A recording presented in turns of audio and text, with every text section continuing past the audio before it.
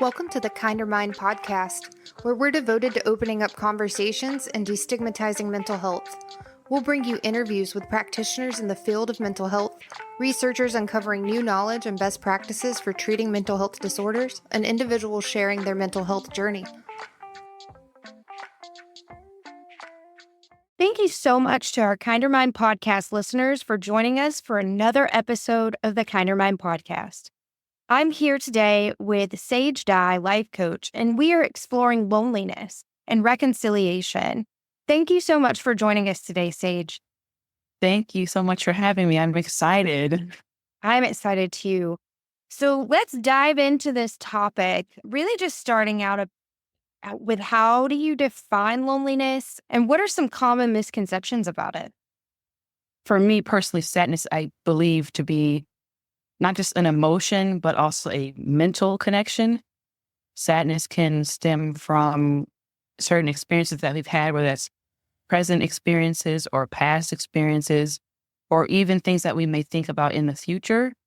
So I believe for me, sadness is just more of a state of mind, right? So something that's happened in your life, whether you've gone through divorce, whether you've lost a significant other, that would impose sadness, that emotion of grief, hurt, pain, that sort of thing. And loneliness is more of a duration, whereas there's moments where you can feel sad, and then there's moments where it's, okay, I feel lonely right now. I don't have anyone physically with me to comfort me or physically with me to encourage me, or I feel lonely because I don't fit in to a certain space, right? Or with certain individuals. And that can also make us feel lonely. But what I noticed, and I looked it up, is loneliness is the state of distress or discomfort.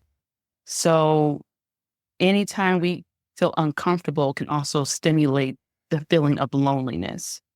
And that was something that I thought was very interesting, how it said the word discomfort. And that's something that stood out to me very intensely. So I wanted to dive into that discomfort, if that's okay. Yeah, no, that's totally okay. And I love that you mentioned prefacing it with that's what it means to me, because one of my favorite people in the whole world, which is probably no surprise, is Brene Brown. And her book, Atlas of the Heart, and her HBO special about Atlas of the Heart, she really dives into the words that we use to describe our feelings and emotions and what those mean and what those look like. So yes, absolutely. Let's dive in, like you said, to discomfort. So that's something that stood out to me a lot because I, like many other people, have battled with and still do at times with depression.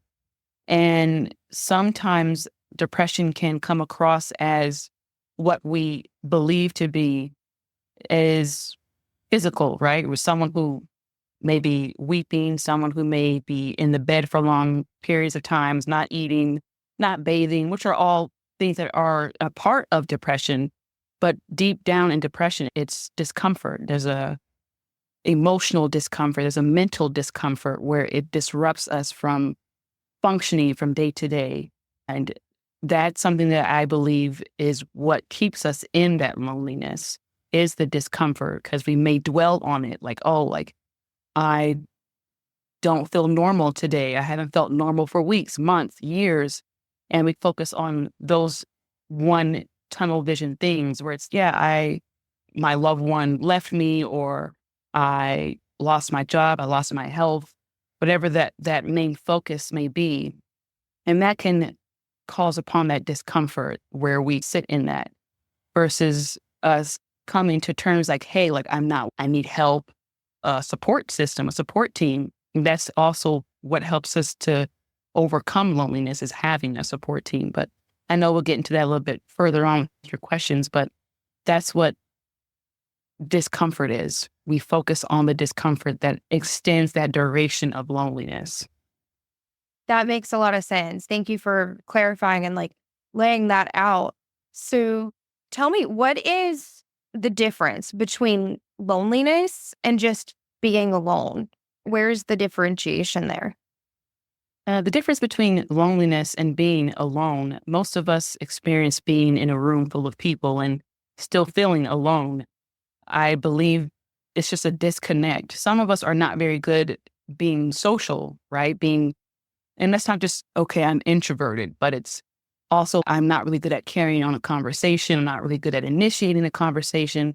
So there's moments when you can be in a space where you're full of people. There's physical people being there, but you're just still feeling alone because maybe you feel unheard, maybe you feel unseen, or we feel unwanted, whatever that may be. And that can also be loneliness versus physically being alone in a space where no one's there. And being alone doesn't mean that you're lonely, right? You can be alone and enjoy that space by yourself. Hey, like, I'm having a good time. Like, I know for me as a mother, it's good to have that alone time sometimes.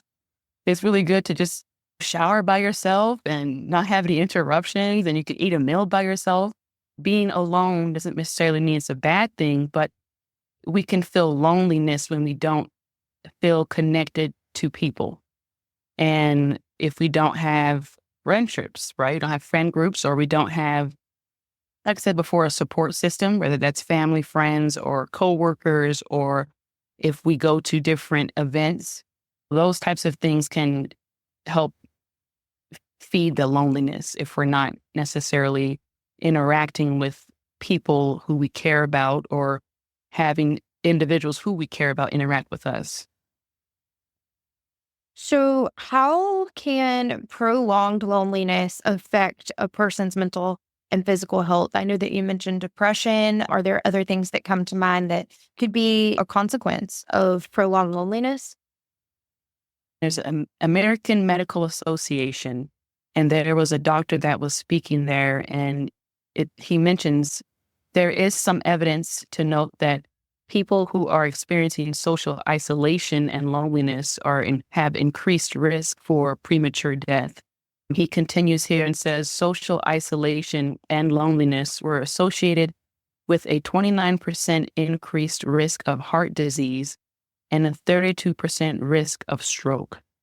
So loneliness does have some other physical effects on us, not just depression or anxiety. Those types of things can also stem from loneliness as well. But that's pretty interesting that I never did correlate loneliness with heart disease or a stroke. And then he goes on further and mentions that social isolation and loneliness lead to higher risk of high blood pressure, heart disease, obesity, anxiety, depression, memory issues, and even death. There are definitely physical aspects that take on or that come from loneliness. And that is something that this country faces quite frequently, or this world, the society, not just this country, but definitely in America. It's very intense here with loneliness, even though we have social media. But a lot of us are not very social, even though we have these different outlets to be social. I could not agree more. And then there's lots of negative consequences that come from social media as well. And thank you for bringing up that research. That sounds super interesting. I'm a nerd for research, so I would love it if you could share that article. I'll be sure that we include that on the podcast for any of our listeners to check out and read, as well as give credit to the author. What practical steps can individuals take to manage or overcome feelings of loneliness? I know that you made a really great recommendation earlier talking about with that connection, it's a support system. So could you talk about that a little more? Speaking from experience, whenever I was going through my intense depression, I had to think back to what I enjoyed, right? So for me, I like to dance. And that was a great outlet for me to look beyond my current circumstances that I was facing at that time. And I think that's something that's very important for all of us to do is to pause and just think back, what do I enjoy? I whether that's painting or writing or reading or walking, whatever that may be for that individual, it's important to pause and to get back to those things because that's going to spark more joy. That's going to spark more healing. And especially if you're someone who's in a position who's not able to get professional help from a therapist, it's crucial to be able to think outside the box and do things for yourself, as like just going for a walk outside, getting some nature, getting some sunshine, seeing what's around you, the flowers, the birds, the insects. That kind of helps reset your mind and for a little bit of an endorphin help, the natural one anyways. So I would suggest to anyone who's currently experiencing these things of loneliness or and anxiety or depression, try to think back to what it was that brought you joy, whether that's when you were a child or from recent times, months ago, whatever it may be. Get more involved in that, because that's what's going to help trigger you to get other healthy outlets as well. So that would be my main suggestion: is pause for a second and think about what it is that you enjoy and get into that. Some people, it was knitting, quilting, just something to do with your hands. And that's what I would suggest for anybody who's experiencing this right now. I love those recommendations. I think it's so important to, like you said, if you're going through a hard time, to have that mindfulness, go for a walk, ground yourself, pay attention to the sights and the smells and your body, and really try to, like you mentioned, remember what makes you happy. It can be something small. You stated like knitting or hobbies, art, Mhm. dancing, things that bring you joy and engaging in those. And maybe you're engaging with those on your own and you're Mhm. working your way up to now incorporating other people into those eventually. So you Mhm. don't have to take that big scary leap all at once where I'm going to go to a full blown like Zumba class with a bunch of other people. Right. Oh, maybe you're dancing at home to your Right. favorite music and you're taking those baby steps of feeling better. So I love those recommendations. Thanks so much for sharing that. Sure. So I know that when we're lonely and we're struggling with loneliness and depression, we isolate, we pull away from others, we go weeks, months, years without communicating with our family or friends. And it can be difficult to reconcile those relationships. How can someone approach reconciling those relationships with friends or family members with whom they've lost touch or had conflicts?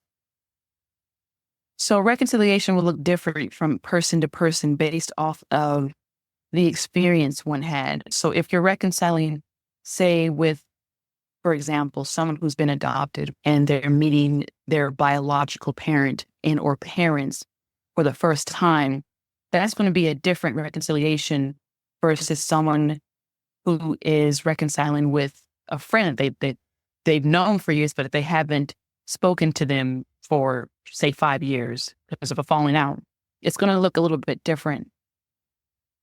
I've noticed that when it comes to reconciliation, there's usually a base of fear, a fear from being rejected by the person who you're trying to reconnect with, or wondering if you're making the right decision, or wondering if it's even going to work out.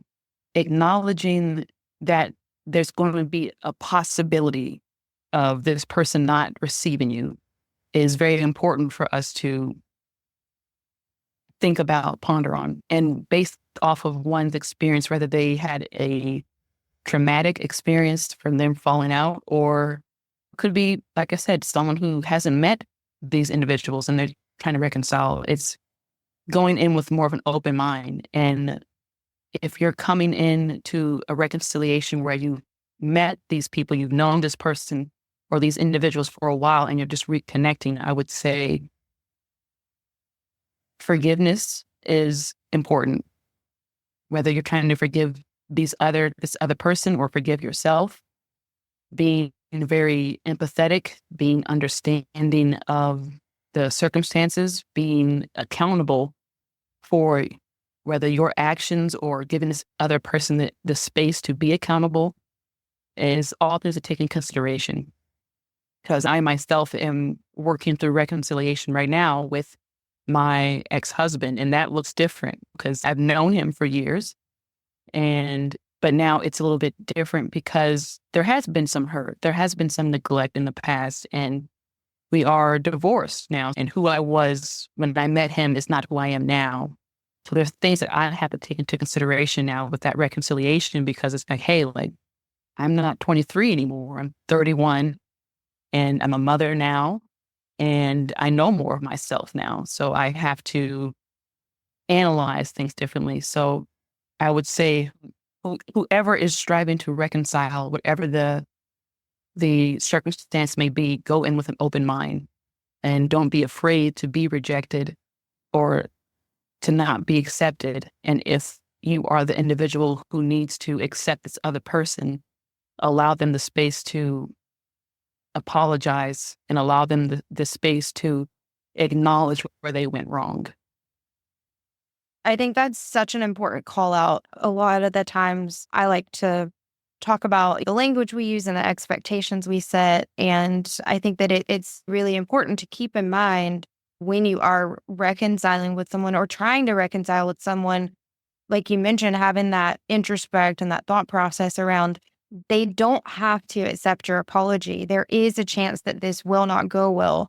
There's always that possibility that they will not bring you back into their life, and really looking at what ownership do I have in their decision making process. You have no ownership, you have no control. And that's what's so scary, because our want is to somehow fix everything and make it better. But that's not always possible, because it takes two or more people in that relationship to reconcile. And Mhm. so I feel like for folks that are working on reconciliation or thinking about working on reconciliation, it's important to remember that the only thing that you own in that process are your words and your actions and your intentions. That other person does not have to reciprocate a forgiveness or an apology or anything like that. But that doesn't mean you shouldn't try. I think the scariest thing about really anything in life is the unknown and the lack of control. But certainly one of the biggest kind of sayings that goes into it all is you don't know unless you try.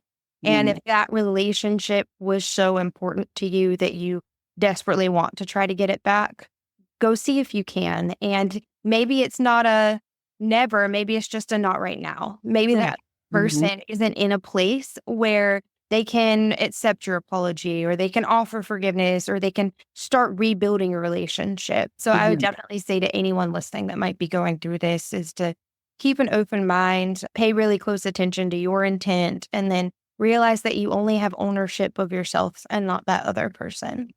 For sure. And allow patience for both parties, for yourself and this other individual, because if it's been 5 or more years that you haven't spoken to this person or seen this person, you have to have patience and allowing that individual to, like I said, share from where they were at that point. Because we all change and evolve. Hopefully, we're all changing and evolving in a positive, healthy way.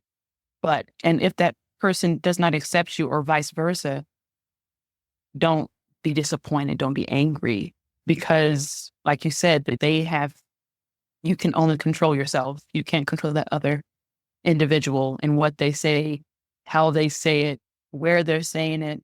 And don't dwell on that either. Focus on your healing and how far you've come, how you've matured, and move forward from there. Because who we were whenever we were in our 20s or 30s, whatever that may be, is not the same as who we are currently. So that's what I would also say. Just be patient and keep moving. Keep moving. I love that. How can a life coach support someone who's struggling with loneliness and seeking reconciliation? Just by being a listening ear, mainly. As a life coach, it's not really, I can't speak for all life coaches, but it's definitely not my purpose to fix someone. And I know I've strived to fix people's situations. I want to fix things, but I can't fix anyone who doesn't want to have help. You can't help anyone who doesn't want to be helped.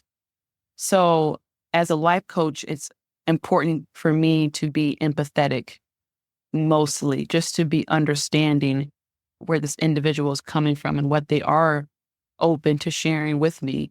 So, being that good sounding board, that good listening ear, is how I can be of best assistance to anyone who comes to me as their life coach, because I'm not God. I cannot snap my fingers and just correct and heal everything in an instant, but I can be a sounding board and I can be encouraging. I can help hold someone accountable to a degree. So that's what I believe a life coach is most beneficial at, is just being that sounding board, which we all need. That's the same thing with friendships and family members, significant others, just having that sounding board. Because at the end of the day, we all want to be heard and we all want to be valued and appreciated and accepted. So that's what my goal is as a life coach, is just to be very empathetic and being able to relate to someone on that level. And I think that's a really great goal for any life coach. So I love that you called that out.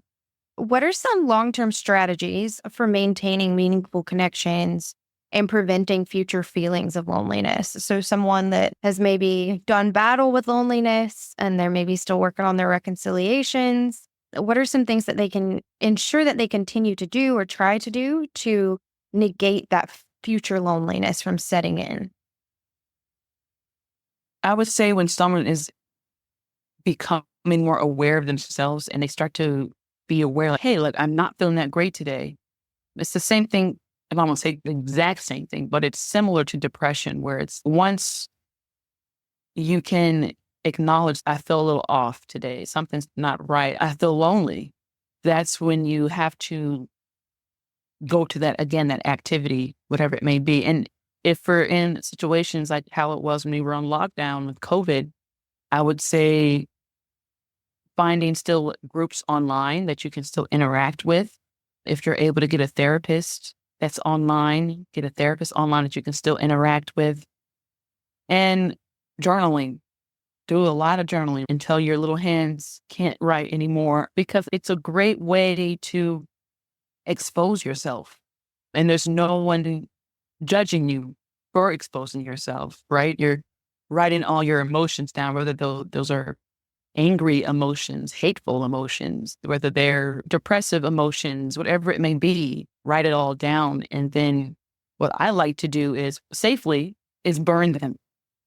Write all those emotions out and burn them. Because it's something about seeing it burn, it's healing, like it's evaporating all of that tension, that hurt, that pain in that very moment. It's something about the visible connection to the emotional connection, where it's, I'm not right now, but I'm going to be. It's okay. Today's just an off day. I had an off moment, or I had an off week. We're all human. And it's not going to be an easy life. It's not going to be the life where you smile all the time and laugh all the time and feel loved all the time. But we can write how we feel, and we can still be able to be connected to others. And that's one of the biggest blessings I think COVID did bring to us, is that even though we can't always be physical with one another, with our friends and have big gatherings and all these types of things, I can still call, I can still FaceTime or Zoom or do all these other ways to still stay connected. And I think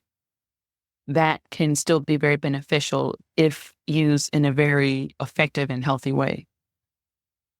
I completely agree. And I like your recommendation about journaling and burning that, and like just to make sure that it never gets seen if that's stuff that you never want seen by anybody else. And I think it can be a really great way, if you choose to not burn it and keep it in a journal or a diary, for reflection. Like you can go back and see, like, where was I, what changed, what helped, what didn't. So thinking about gaining insight and moving on and keeping that future motivation, how can someone reflect on their experiences to gain deeper insights into their needs and desires and their social connectedness and stay motivated? The thing about, I don't really use the word motivation. Oh, Personally, what word do you put? discipline. Discipline. Okay. That's a good word. Discipline's gonna outweigh your motivation, because you're not gonna feel motivated most days, especially if you're struggling with depression or anxiety or loneliness. You're not really gonna feel motivated. you're definitely going to have the discipline to get up, to do the writing, or even things like this, speaking to yourself. It's awkward, but we all do it, right? We all speak to ourselves. And one of the things that I would suggest is writing down things and then sticking it on your mirror, right? Things that, whether it's things that you like about yourself, things that you enjoy in life, things that you hope for in life, even if you have to lie about it, right? Because if you're someone who's struggling with suicidal thoughts or anything of that nature, you're probably not going to be hoping for a future. But if you can write it down, again, that visible connection, you're seeing it and then you're saying it out loud, it does affect your mental in a positive way because now you're telling your brain what to think and you're having that control versus those thoughts or those feelings have the control over you. So I would say discipline definitely outweighs the motivation. It's the same thing with going to the gym. If you have a goal of losing weight, gaining weight, whatever it may be, you're not always going to want to go to the gym. I don't care if you're a gym head. You don't always want to go. Have to get in the car and drive there, or bring your gym equipment, do all this other stuff. I don't even want to do this. But having the discipline to know that I can become better, I will become better, I want to be better. And by saying those things out loud to yourself, positive affirmations, or a quote that you've seen, whether that's from a magazine or a book or scripture, whatever it may be, say it out loud until you start to believe what you're reading. And that's really going to be very helpful. It takes time. It's not like it's going to happen in a day or a month. But when you continuously are feeding yourself that affirmation of positivity, especially when you have no one else around, um, that's going to make a difference. You have to discipline yourself to root for yourself, even when you don't want to. That's easier said than done, but it's possible because we all battle with insecurities and doubts and fears and weaknesses and all kinds of negativity in this world. But coming to yourself, you have to first be kind to yourself, right? Just like this kinder, this whole system is about learning to love yourself, love your fellow man, and knowing how you can give back. And it starts with us speaking kindly to ourselves and rooting for ourselves until it becomes a lifestyle.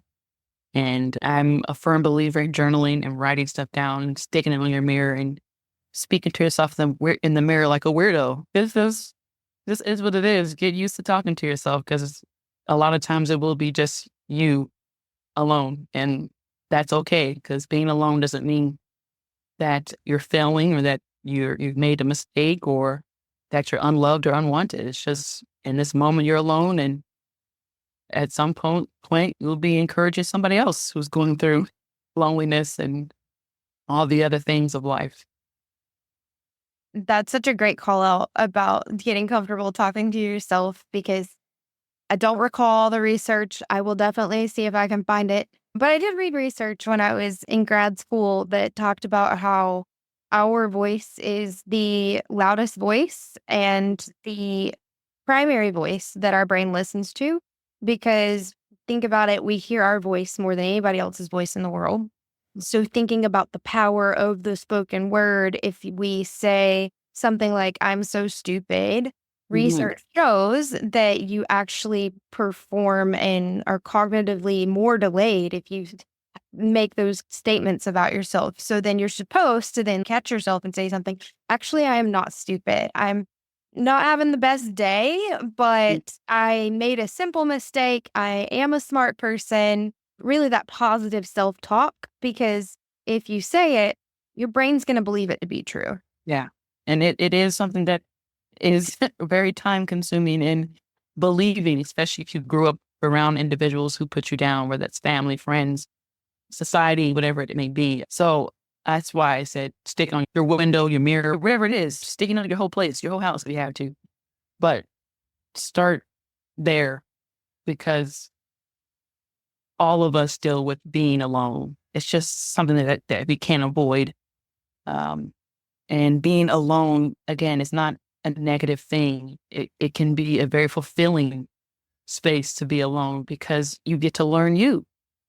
You get to learn what you like and don't like and what your strengths and weaknesses are and what you want to give back to society. And that's very powerful things to think about because sometimes being in relationships, having our friends and families, they can be a distraction, a good distraction, but still distractions. That's what I would say to all listeners. Being alone is not necessarily a bad thing. And if you are struggling with loneliness, get get active in the things that you enjoy again. And if you're someone who's antisocial, just start small. If it's a small pottery class, start there and then work your way up to a bigger one. Like you said in the beginning, it doesn't have to be something crazy. Just put yourself out there and go from there. Well, I love those recommendations. Thank you so much again for joining us today to talk about loneliness and reconciliation. I think it's such a important topic to understand and really delve into because it's a powerful feeling and can have negative consequences. But you said to really reflect on yourself and starting small, we can make changes and we can overcome this.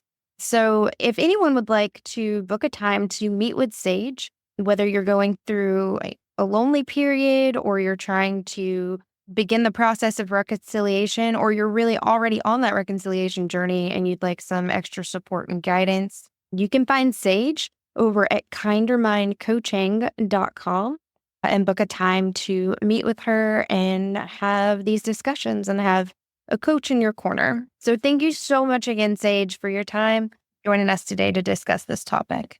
Thank you so much for having me. Rooting for all you guys. The Kinder Mind podcast is produced and edited by Dr. Elizabeth Barlow, with music by Pax Minerva.